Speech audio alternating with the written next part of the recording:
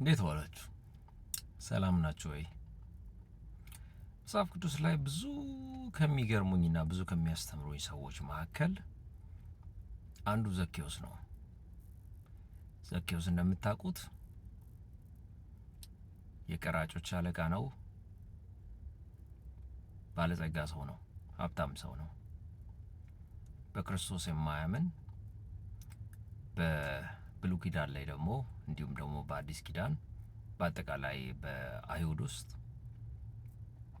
ቀራጭ የጥሩ ነገር ምሳሌ ያልሆነ በጣም ብዙ ሰው ሊቀርበው የማይችል በበጎ የማይታይ ሙያ ነው። በአንድ ወቅት ኢየሱስ ክርስቶስ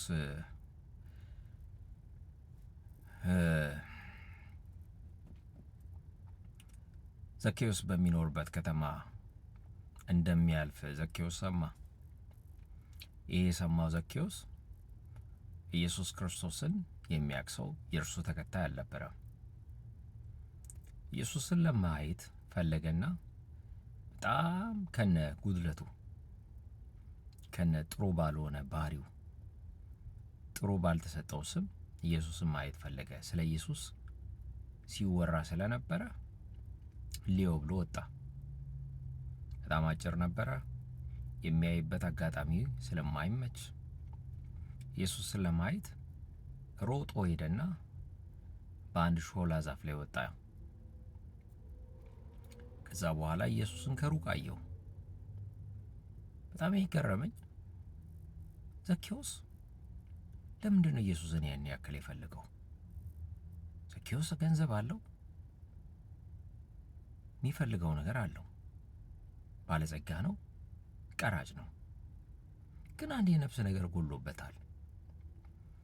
ኢየሱስ ክርስቶስን ማየት የፈለገው ምናልባት ነፍሱ ያን ጥማቷን ሊያገኝ መንገድ ፈልጎ ሊሆን ይችላል። ብዙ ጥሯል። ከሰዎች መካከል ማየት ስላልቻለ ሰዎችን ሮጦ ሄዶ ኢየሱስ ክርስቶስ ገና ከሚመጣበት መንገድ ሳይደርስ ሮጦ ዛፍ ላይ ወጣ። ኢየሱስ ክርስቶስም የዘኬዎስን የሕይወት ጥያቄ ኢየሱስን ለማየት የፈለገውን ፍላጎት አየውና ከሩቅ አይቶት ዘኬዎስ አለው። መጽሐፍ ቅዱስ ላይ ኢየሱስ በዛ ወቅት ላይ የግለሰብ ስምን ጠርቶ ና ያለው ዘኬዎስን ብቻ ነው። ኃጢአተኛውን ዘኬዎስን፣ ቀራጩን ዘኬዎስን፣ የሰውን ገንዘብ የወሰደውን ዘኬዎስን፣ ግን የሕይወት ጥያቄ ያለበትን ዘኬዎስን ነው። መጨረሻ ላይ ዘኬዎስ ና አለው። ለካስ ኢየሱስ ክርስቶስ የሕይወት ጥያቄያችንን ይዘን ከመጣን ጥያቄ እያለብንም ሰዎች ሊነቅፉን የሚገባ ጥያቄ እያለብንን ሊነቅፉን የሚገባ የሕይወት ማንነት እያለን ከፈለግነው ይገኛል ማለት ነው። ና አለው። ና ውረድ፣ ና ውረድና ዛሬ ካንተ ቤት እውላለሁ አለ። ገብቼ እወጣለሁ አይደለም ያለ፣ እውላለሁ። አንተ እኔን ፈልገኝ መጥተሃል። እኔን ለማየት ሰዎችን ሁሉ ከሚፈልጉ በላይ አንተ ፈልገኛል። ለማየት የማይቻል ዛፍ ላይ ወጥተሃል፣ ከፍታ ላይ ወጥተሃል፣ ጥረሃል። ና ዛሬ ካንተ ጋር ቤት ገባለሁ፣ አብሬ እውላለሁ። ወረደ። ኢየሱስ ቤቱ ገባ። ኢየሱስ ቤቱ ሲገባ ጀግናው ኢየሱስ፣ አምላኩ ኢየሱስ፣ ጻድቁ ኢየሱስ ቤቱ ሲገባ ዘኬዎስ የእሱ ሕይወት ሸተተው። የእሱ ማንነት ትክክል እንዳይደለ ኢየሱስ ቤቱ ከገባ በኋላ ትዝ አለው። ለካስ የሰበሰቡት ገንዘብ የሰው ኃጢአት ነው፣ የሰው ግፍ ነው። አንተ ቤቴ ከገባ አንተን የማይመስል ነገር መኖር አይችልም። እኔ ቤት ንጹሕ ገብቶአላ፣ ጻድቅ ገብቶአላ፣ በማንም የማይተች ኢየሱስ ገብቶአላ። አንተ ገብተሃል አለው።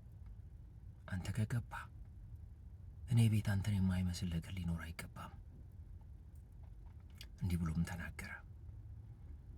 ሀብቴን ግማሹን ያክል ለድሆች እሰጣለሁ አለ። ግማሹን እሰጣለሁ። ግማሹን ማለት በንጹህ መልኩ የሰበሰብኩትን ገንዘብ በራሴ ያፈራሁትን ገንዘብ ግማሹን ለሰው እሰጣለሁ፣ ለችግረኞች እሰጣለሁ። በኃጢአት የቀማሁባቸው በኃጢአት የወሰድኩባቸው ሰዎች ካለ በ4 እጥፍ መልሳለሁ፣ ከወሰድኩት በላይ መልሳለሁ አለ። ሰው ቢያበድር እንኳን 4 እጥፍ ማግኘት አይችልም። ዘኬዎስ አለ እኔ በግፍ የወሰድኩት ነገር ካለ በ4 እጥፍ መልሳለሁ አለ። ኢየሱስ ቤታችሁ ይግባ። ሕይወታችሁን የምታዩት በኢየሱስ ክርስቶስ ንጽሕና መጠን ነው።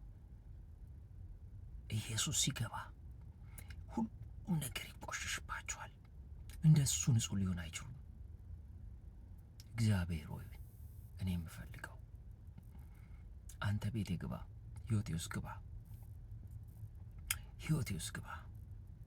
አንተ ቤት እኔ ሕይወት ውስጥ ስትገባ አንተን የማይመስል ነገር ከኔ ጋር መኖር አይችልም።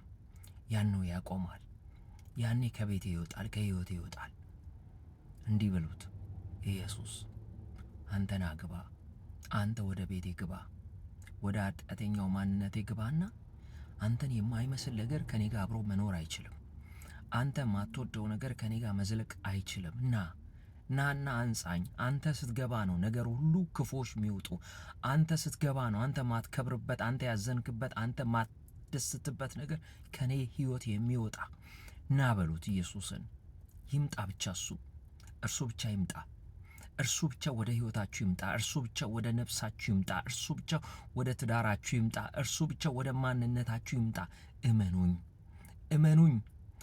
ሌሎቹ ቦታውን እየለቀቁ ይወጣሉ። ኃጢአት እየለቀቀ ይወጣል። ክፉ ልምምድ እየለቀቀ ይወጣል።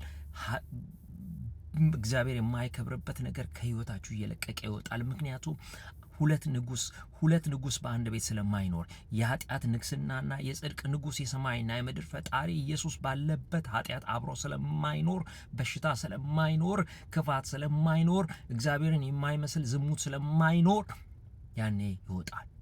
ጥሩት። እንደ ዘኬዎስ ተመኙት። ቤታችሁ ይመጣል፣ እኔ ልግባ ነው የሚል ፍላጎታችሁን አይቶ እናንተ ሳትጠይቁት ዛሬ እናንተ ቤት ልግባ ይላችኋል። ወንድሞቼ እህቶቼ፣ ዓለም በሕይወታችሁ፣ ክፋት በሕይወታችሁ፣ የደከማችሁበት በሕይወታችሁ ካስጨነቃችሁ እንደ ዘኬዎስ ብቻ ፈልጉት። ያኔ ጠይቃችሁት ሳይሆን ልግባ ብሎ ይመጣል ወደ እናንተ ቤት። ሲመጣ ደግሞ ያኔ ማትወዱት ነገር፣ ያልተደሰታችሁበት ነገር፣ ኃጢአት የሆነባችሁበት ነገር፣ ጉልበት ያጣችሁበት ነገር ቦታውን ይለቃል። ያኔ ኮንፌስ ታደርጋላችሁ። ያኔ ሕይወታችሁ ለእርሱ ስሚት ታደርጋላችሁ፣ ሰረሬንድ ታደርጋላችሁ። ያኔ በጽድቅ ሕይወት መኖር ትጀምራላችሁ። ይህ ነው ሕይወት። ከዛ በኋላ ሕይወታችሁ ቢሞት እንኳን አትጸጸቱ።